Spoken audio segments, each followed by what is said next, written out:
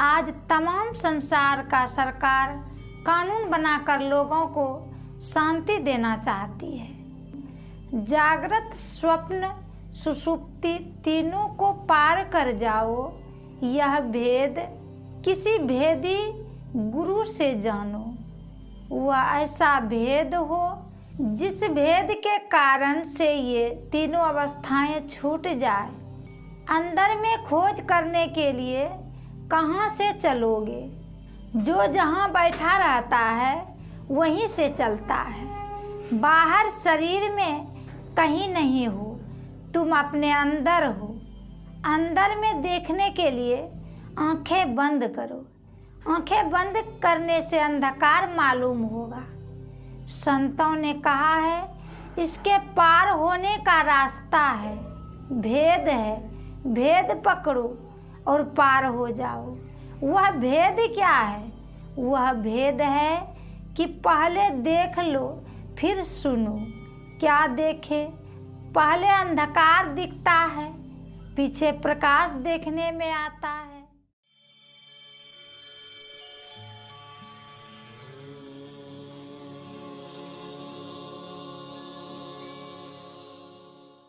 श्री सद्गुरु महाराज की जय।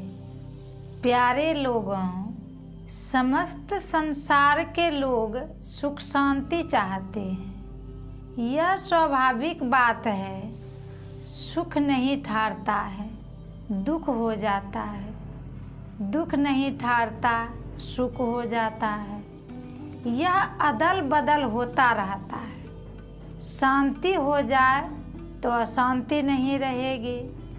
शांति कब होगी? बाहर की चीज़ों को लो तो यह शांति नहीं आती है। होता है कि और हो, इसमें शांति नहीं आती है। एक आदमी शांति की खोज में संसार में चला, तमाम संसार में घूम आया, कहीं शांति नहीं मिली। तमाम उथल पुथल देखा। आज तमाम संसार का सरकार कानून बनाकर लोगों को शांति देना चाहती है। कोशिश पर कोशिश की जाती है। अर्थात में शांति संसार में है नहीं। संतों ने कहा, शांति की खोज अपने अंदर में करो। मन शांत हो जाए, बुद्धि चुपचाप हो जाए तो शांति आ जाएगी। कहो कि गहरी नींद में जाने से मन शांत हो जाएगा, बुद्धि चुप हो जाएगी, तो यह भी टिकाऊ नहीं है। थोड़ी देर में नींद टूट जाएगी। मैं कहता हूँ, जागृत, स्वप्न, सुषुप्ति तीनों को पार कर जाओ, यह भेद किसी भेदी गुरु से जानो। वह ऐसा भेद हो जिस भेद के कारण से ये तीनों अवस्थाएं छूट जाए। चौथी अवस्था होती है या नहीं? संतों के वचन में विश्वास करो, अवश्य है। विश्वास नहीं करो तो खोज करके अपने अंदर देखो, फिर तीन अवस्थाओं को पार कर जाओ। अंदर में खोज करने के लिए कहाँ से चलोगे? जो जहाँ बैठा रहता है वहीं से चलता है। बाहर शरीर में कहीं नहीं हो, तुम अपने अंदर हो। अंदर में देखने के लिए आंखें बंद करो। आंखें बंद करने से अंधकार मालूम होगा।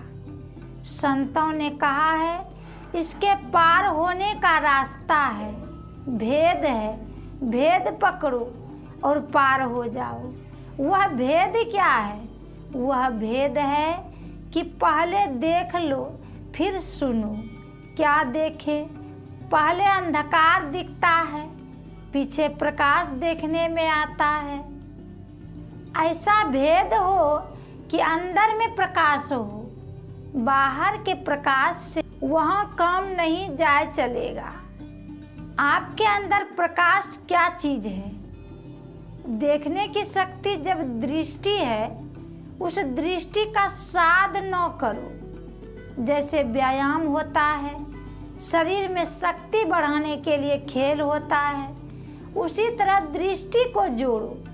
जोड़ते जोड़ते देखने में आवेगा कि प्रकाश है। दृष्टि जानते ही हो कि आँख में देखने की शक्ति को कहते हैं। दोनों आँखों की धारा को एक करके देखने की कोशिश करो। लेकिन मन और दृष्टि का ऐसा संबंध है कि मन चंचल होता है तो दृष्टि भी चंचल होती है।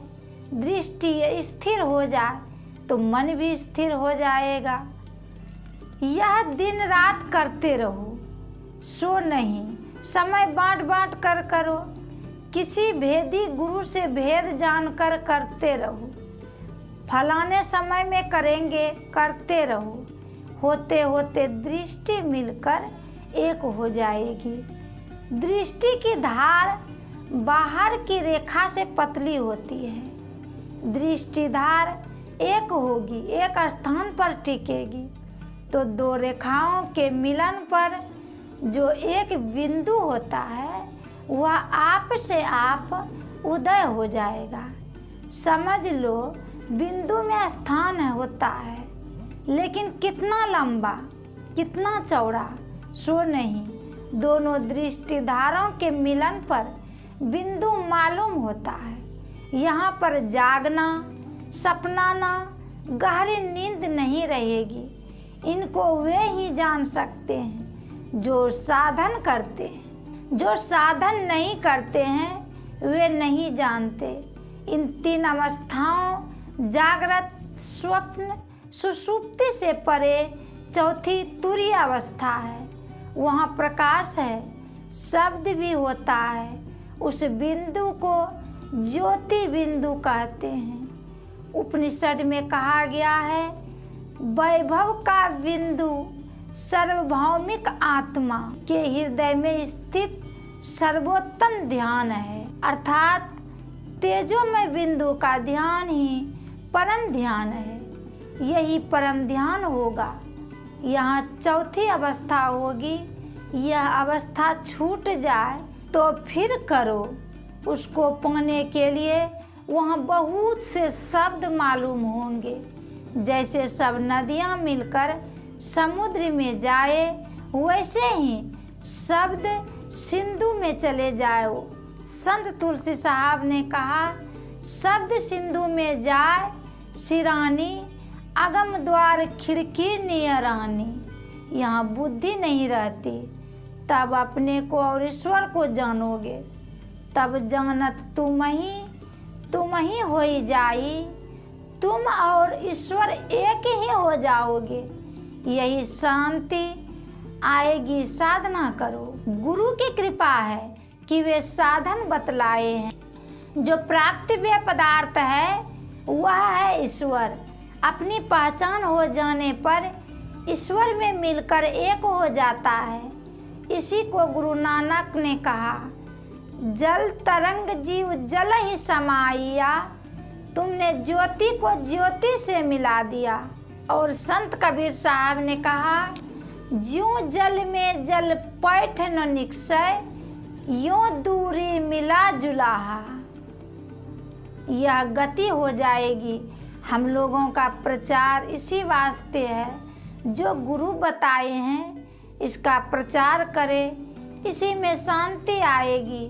जो ज्ञान वे बताते हैं और लोग भी करें। मन को पवित्र करो, भोजन पवित्र करो। विषयों में लगे हुए मन से साधन ठीक नहीं होगा। श्री सद्गुरु महाराज की जय।